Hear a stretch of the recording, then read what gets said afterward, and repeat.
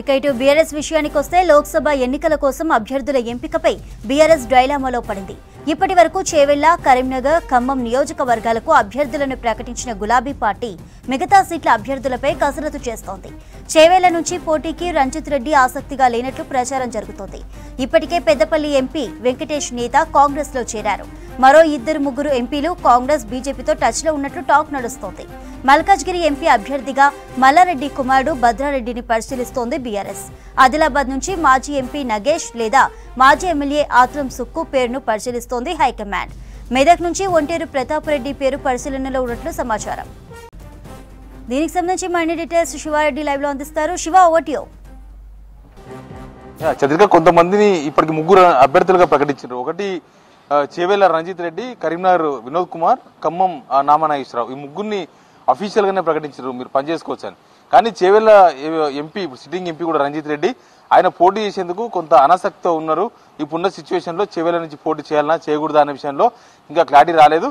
But ఆయన మాత్రం party high command ప్రకటించింది, పనిచేసుకోమని వాళ్ళు చెప్తూ ఉన్నారు. మారుతున్న పరిస్థితులు, తర్వాత బీజేపీ బీఆర్ఎస్ మధ్య పొత్తు, ఇట్లాంటి చర్చలు చాలా జరుగుతున్న టైంలో మిగతా అభ్యర్థుల విషయంలో కొంత డైలమా నెలకొంది.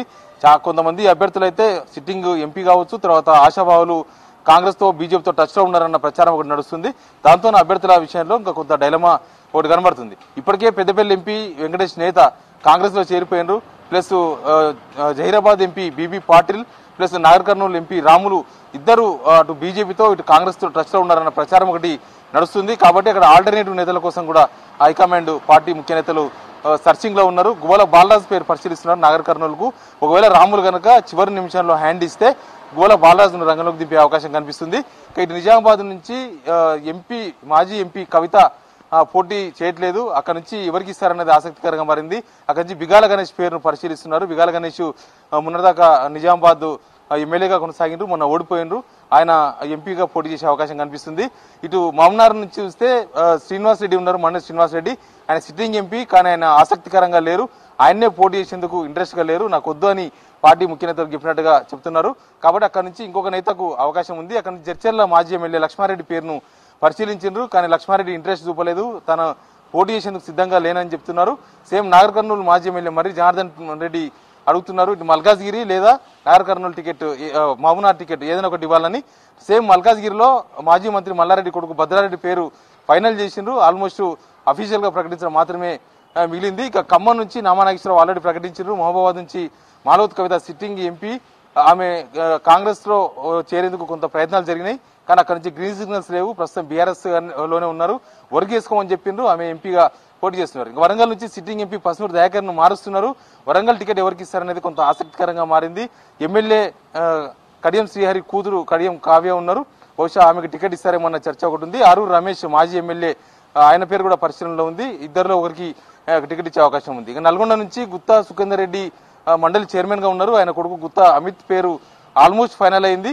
కానీ ఈ పొత్తులు ఎత్తులు బీఆర్ఎస్ తో బీజేపీతో పొత్తులు ఉంటాయన్న చర్చలో నల్గొండ లేదా భువనగిరి రెండింటిలో ఒక సీటు బీజేపీ అయ్యే అవకాశం ఉంది. కాబట్టి నల్గొండ లేదా భువనగిరి ఏదో ఒకటి వస్తుందని గుత్తా అమిత్ రెడ్డి విశ్వాసం వ్యక్తం చేస్తున్నారు. ఇక భువనగిరి నుంచి కూడా చాలా మంది పోటీలో ఉన్నారు. అక్కడ నుంచి భువనగిరి మాజీ MLA pilot Shekar Reddy ticket అడిగిండ్రు, ఆయన మొన్న ఓడిపోయినరు.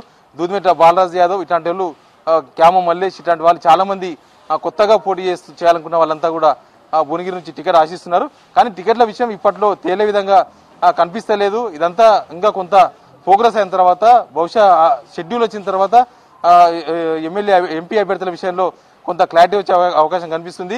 బీజేపీ బీఆర్ఎస్ ఈ పొత్తు అనేసరికి ఈ టికెట్ ఆశిస్తున్న వాళ్ళు లేకపోతే సిట్టింగ్ ఎంపీలు కొంత గందరగోళంలో పడ్డారు. నిజంగానే బీజేపీతో పొత్తు ఉంటుందా, ఒకవేళ బీజేపీతో పొత్తు ఉంటే ఏ సీట్లు బీజేపీకి పోతాయి, ఏ సీట్లు బీఆర్ఎస్కి వస్తాయి, ఈ లెవెల్లో చర్చలు జరిగినాయి.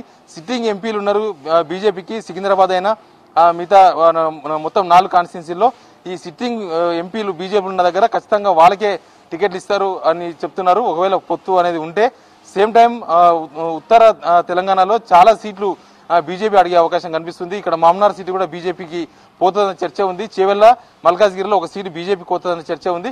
ఇవన్నీ ఉన్నాయి కాబట్టి ఇంకా అభ్యర్థుల విషయంలో హైకమాండ్ ఎక్కడ క్లారిటీ ఇస్తలేదు. సేమ్ ఆశావాళ్ళు టికెట్ అడుగుతున్న వాళ్ళు కూడా కొంత వేచి చూస్తున్నారు. ప్లస్ ప్రకటించిన వాళ్ళు కూడా ఏం జరుగుతుందో చూద్దాం ఏం జరుగుతుందో, బీజేపీతో పొత్తు ఉంటుందా, ఒకవేళ ఉంటే ఏమన్నా పరిణామాలు మారుతాయన్న దానిలో ఉన్నారు. కొంతమంది బీజేపీ కాంగ్రెస్ తో ట్రస్ట్ లో ఉన్న వాళ్ళైతే నిజంగానే ఈ పొత్తు ఉంటుందా, ఒకవేళ పొత్తు ఉంటే అనవసరంగా బీజేపీలోకి పోయినా మళ్ళీ బీజేపీ బీఆర్ఎస్ తో పొత్తు ఉండొచ్చు, ఒకవేళ కాంగ్రెస్ పోతే బీజేపీ బీఆర్ఎస్ కనుక కలిస్తే ఎఫెక్ట్ ఉంటుంది. కాబట్టి కొంత వాళ్ళు కూడా వెయిట్ చేస్తున్నారు, ఏం జరుగుతుందో చూడాల్సి ఉంటుంది. చంద్రిక.